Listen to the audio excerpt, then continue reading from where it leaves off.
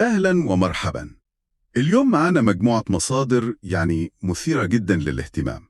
تقارير إعلامية وفيديو من الإنترنت، كلها بتتكلم عن قصة كاترين شاكدم والادعاءات إنها كانت جاسوسة لإسرائيل في إيران. هنحاول نفهم القصة لي أكتر. إزاي يقال إنها قدرت تخترق مستويات حساسة هناك؟ أهلا بيك. هو فعلا اللافت في القصة دي زي ما المصادر بتعرضها هو الأسلوب نفسه. الأسلوب المزعوم ده مش تقليدي أبدا. كيف مش تقليدي؟ مش بنتكلم هنا عن تجسس إلكتروني أو اختراقات تقنية بالأساس. لا، الكلام كله عن استغلال مزعوم للعلاقات الشخصية وكمان الغطاء الديني. طيب، خلينا نبدأ الأول نعرف مين كاترين شاكدم دي.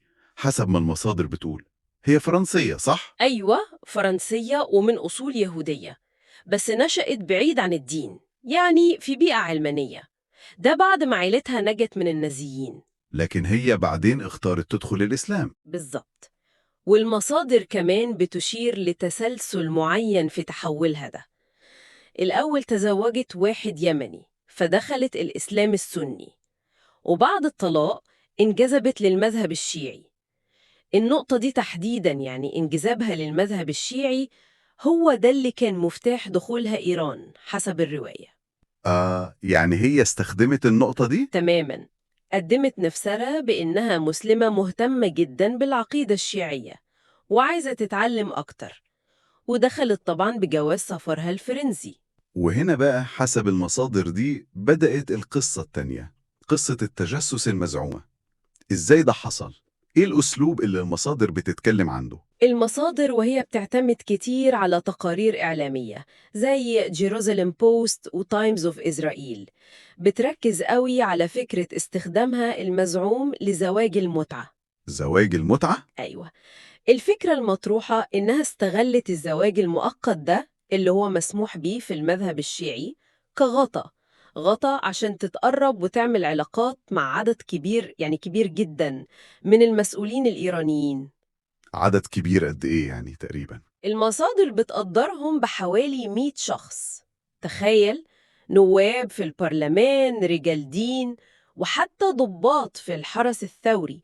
الحرس الثوري ده طبعا ذراع قوي جدا في إيران. 100 شخص؟ ده رقم ضخم جدا، وادعاء خطير بصراحة.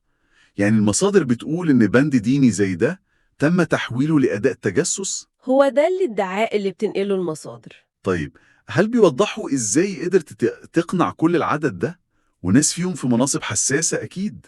المصادر مش بتدخل في تفاصيل كل حالة، إزاي أقنعت كل واحد، بس السرد العام بيقول إنها استغلت الثقة اللي اتمنحت لها. بصفتها إيه؟ بصفتها ست غربية دخلت الإسلام الشيعي وبتبان مخلصة جدا للدين. الرواية بترسم صورة لواحدة قدرت تكسب الثقة دي وتوصل لدوائر ما كانتش هتوصل لها لولا الغطاء ده، الغطاء الديني والاجتماعي. طيب، مستوى الاختراق المزعوم ده وصل لفين حسب الرواية المتوفرة في المصادر دي؟ الادعاءات اللي بنلاقيها في المصادر بصراحة صادمة. بيتقال إنها وصلت لقادة في الحرس الثوري نفسه، نواب في البرلمان، وحتى قربت من الدايرة المحيطة بالمرشد خامنئي. الأكتر من كده، بيزعم إنها قابلت الرئيس السابق إبراهيم رئيسي شخصياً. قبلة رئيسي؟ لا، دي معلومة قوية جدا لو صحيحة. ده اللي بتذكره المصادر. وفي مثال كمان بيذكروه نقلاً عن تايمز اوف إسرائيل عن نائب برلماني. النائب ده حسب المصدر كشف لها تفاصيل جلسة أمنية سرية جداً، والمفاجأة إن ده حصل وقت علاقة حميمة بينهم ومن غير ما هي حتى تحتاج تسأله أو تستدرجه. جمع المعلومات كان بيعتمد بشكل كبير على الثقة الزايدة دي والوصول الشخص المباشر؟ ده جانب أساسي في الرواية، أيوة. وهل كان ده دورها الوحيد، بس علاقات شخصية وجمع معلومات؟ لا، المصادر بتضيف بعد تاني كمان. بيتقال إنها اشتغلت ككاتبة في وسائل إعلام إيرانية رسمية. كاتبة؟ أيوة، وكانت بتستغل المنصة دي، المقالات اللي بتكتبها، عشان تمرر رسائل أو تسريبات مبطنة. ده بيضيف طبقة تانية لعملية الاختراق المزعومة دي. لكن المصادر بتقول إن موقفها اتغير بعد كده تماماً.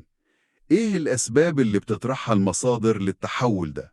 الرواية اللي بنلاقيها في المصادر بتربط التحول ده بتأثرها بنتها اللي بدأت تشوف فيديوهات مؤيدة لإسرائيل وكده. بالإضافة لده، شعور شخصي بالذنب عندها تجاه ماضي عيلتها ومعاداة السامية، فبدأت تدافع بشكل علني عن إسرائيل. مثير للاهتمام. والأكثر إثارة كمان إنها بنفسها حسب المصادر دي أكدت بعد كده قوة الاختراق الإسرائيلي لطهران، وربطت اغتيال إسماعيل هانية بوجود شبكة جواسيس زيها يعني. طيب ودورها دلوقتي إيه؟ المصادر بتقول إيه عن وضعها الحالي؟ المعلومات اللي في المصادر بتقول إنها شغالة دلوقتي كمحللة وكاتبة، بتكتب لجهات إعلامية ومراكز أبحاث بيعتبروها قريبة من إسرائيل، زي مثلا منظمة اسمها We Believe in Israel ومركز هنري جاكسون للدراسات. وهي بتتقدم في الأوساط دي كنموذج حي. نموذج على إيه؟ على هشاشة النظام الإيراني المزعومة وقدرة المخابرات الإسرائيلية إنها تخترقه. يعني إذا بصينا لكل التفاصيل اللي المصادر دي بتقدمها، إيه الصورة الكبيرة؟ إيه الدلالات اللي الرواية دي بتحاول تبرزها؟ القصة دي زي ما المصادر اللي معانا بترويها بتستخدم عشان تسلط الضوء على نقاط ضعف مزعومة في الأمن الداخلي الإيراني. التركيز بيكون على فكرة إزاي الثقة ممكن تستغل، وحتى الأطر الدينية نفسها إزاي ممكن تتحول لأدوات لأغراض استخباراتية. هي بتقدم نموذج للاختراق اللي بنسميه الناعم، اللي مش بيعتمد على السلاح أو التكنولوجيا قدر ما بيعتمد على العوامل النفسية والاجتماعية. يعني المصادر دي بتقدم القصة كدليل على عمق الاختراق الإسرائيلي المزعوم داخل إيران؟ بالضبط، دليل على العمق ده وعلى هشاشة النظام هناك من وجهة نظر المصادر دي طبعاً. إذن إحنا قدام رواية استخباراتية معقدة جدا زي ما بتقدمها المصادر دي، بتعتمد بشكل أساسي على العلاقات الشخصية والغطاء الديني كأدوات تجسس مزعومة. صحيح، وهي بتسيبنا في الآخر قدام سؤال أوسع، سؤال بيتجاوز الحالة دي نفسها. السؤال هو إلى أي مدى ممكن الأنظمة حتى اللي بتبان محصنة أمنياً جداً تكون عرضة للنوع ده من الاختراقات اللي بتستغل نقاط ضعف مش مرئية، نقاط ضعف بشرية واجتماعية بالأساس. وهو سؤال مهم فعلا للتفكير. وكم عملية زي دي ممكن تكون بتحصل دلوقتي في أماكن تانية في العالم وإحنا منعرفش عنها حاجة؟ ده اللي بيخلي الموضوع ده Of the مثير world's most للتأمل. secretive regimes. This is not a movie plot, this is the true story of Catherine Sheikhdom, a Jewish journalist who allegedly infiltrated the highest ranks of Iran's leadership, deceived over 100 top officials, and walked away with classified secrets all while hiding in plain sight. In this shocking expose, based on leaked Israeli intelligence reports and international media sources, we unravel how a single individual may have outwitted an entire intelligence system. From inside Tehran itself. This is the French Jewish journalist Catherine Sheikhdom. Take a good look at her, then listen to what she reportedly said, according to media reports citing Israeli intelligence documents. She ensnared around 100 Iranian officials in her trap after luring them into establishing relationships under the guise of agreeing to temporary marriages, also known as muta marriage. The religious clerics who held high-ranking government positions in Tehran were among my most important sources of information, which I provided to Israel, the homeland I love.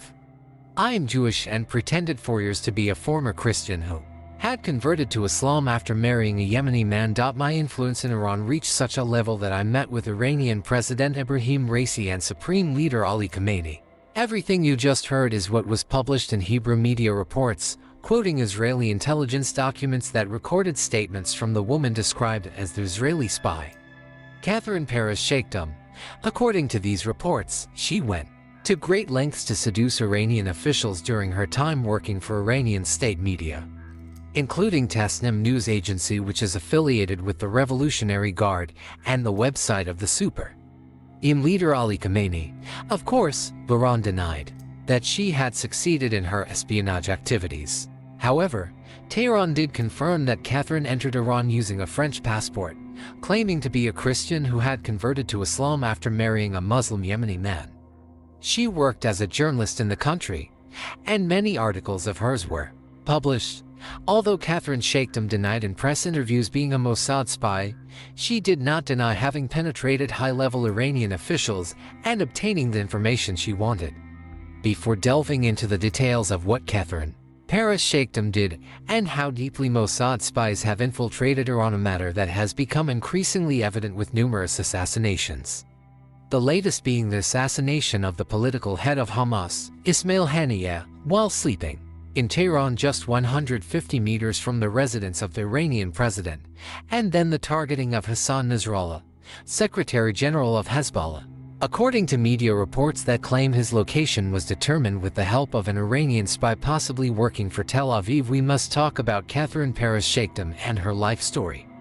Catherine Shaikhdam was born to a secular Jewish family in France and studied economics at a university in Britain. She later converted to Islam after marrying a Muslim man from Yemen. This occurred in 1999 when she was a student at the London School of Economics, where she met her future husband, a Sunni Muslim from Sana'a, despite converting to Islam. Her Jewish background remained a source of conflict with her husband's family and, according to her, ultimately a source of shame. Nevertheless, she declared herself a Shia Muslim at the time and authored several books in addition to numerous articles about Shia Islam. Her writings were published across various Arab and Western media outlets. She also worked as a special advisor on the Middle East to Prince Ali Siraj of Afghanistan. After her divorce in 2014, she worked remotely with Iranian media and interviews. She recounted how Iran was so desperate for Western support that it would talk to anyone with a Western passport. She was aware that Iranian media tried to turn her into a propaganda tool. In her words, she played along to some extent over time. During that period, Shaikhdam worked as a journalist for several entities, including for 7 years at Wikistrat, an Israeli geostrategic and analysis company. After moving between various newspapers and media outlets, she worked with the Shafakna Institute for Middle East Studies in the United Kingdom from 2015 to 2017, while working with various media outlets, including Iranian ones. She visited Iran 5 times between 2015 and 2018. Following her first visit to Iran in 2015, she began writing for several Iranian news agencies, including Tasnim and the official website of Supreme Leader Ali Khamenei, Khamenei.ir. According to her own accounts, her 2017 visit was the most important. She arrived in Tehran as a delegate to a conference on the Palestinian issue. In her blog, she stated that she moved freely without restrictions. The conference, which she attended, was opened by Khamenei himself, who used the occasion to denounce Israel and describe it as a cancerous tumor. He also pledged that Tehran would never stop supporting Hamas and Hezbollah, according to Catherine. Other attendees included Khalid Meshal and Iranian General Qasem Soleimani, who was killed in 2020 by a U.S. drone strike. During the same visit, she met then presidential candidate Ebrahim Raisi, who later died in a mysterious plane crash in May 2024. Catherine recounted in interviews how she accompanied Raisi on his trips and sat with him exclusively for an interview. In her blog, she wrote that Iranian authorities trusted her because of her French nationality and her marriage to a Muslim man. She had received an invitation from a prominent figure in the revolution who had studied in the United States until November 2021. When she published an article about her meeting with Raisi, her Jewish identity remained hidden from the Iranians. It wasn't until she revealed in her Times of Israel blog that she was divorced, no longer Muslim, and that her extreme Islamic persona was only a means to infiltrate Iran and other Muslim countries. Following this revelation, many Iranian news agencies immediately removed all her articles and denied any collaboration with her. By March 2022, leaks began surfacing from intelligence reports alleging that Catherine Shaikhdam used sex to entrap about 100 Iranian officials. Her alleged desire to learn more about religious rulings served as the pretext for contacting clerics in the Iranian government. She would schedule meetings and propose temporary marriage arrangements muta at the same time, regarding how she obtained information from them. Reports quoted Catherine as saying it became easy after proposing marriage and gaining their trust. They would start sharing information during private sessions without her even needing to ask questions. She also elaborated on her relationship with a member of the Iranian parliament who voluntarily disclosed all the proceedings of a closed parliamentary session, along with state secrets, during an intimate encounter. As for the Iranian response, it can be summarized by an acknowledgement from Tasnim news agency that it had published a limited number of interviews with Sheikhdom on its website, while denying any role in her entry into Iran, considering that the responsibility lay with the security services. Catherine Paris Sheikhdom, whose article about her meeting with President Raisi sparked a flurry of reports citing her as an Israeli spy, later came out to deny being a Mossad agent. However, she admitted to obtaining a significant database of information. She concluded, as quoted in the Times of Israel, that the only thing that truly upset them was realizing I was Jewish after they had allowed me so deeply into their circles. Today, upon learning that I'm Jewish, they recognized me as the enemy. Today, Sheikhdom boasts about what was published about her and proudly expresses her deep loyalty and love for Israel through her daughter, born in 2005 from her Yemeni husband. Thus, regardless of the conflicting accounts surrounding Catherine, one can understand how even a Jewish journalist could infiltrate the highest levels of the Iranian leadership and obtain the information she wanted. If this story left you speechless, you're not alone. The case of Catherine Paris Sheikhdom proves how deception, ideology, and power can collide in the most unexpected ways. More secrets, more hidden truths, more untold stories are coming.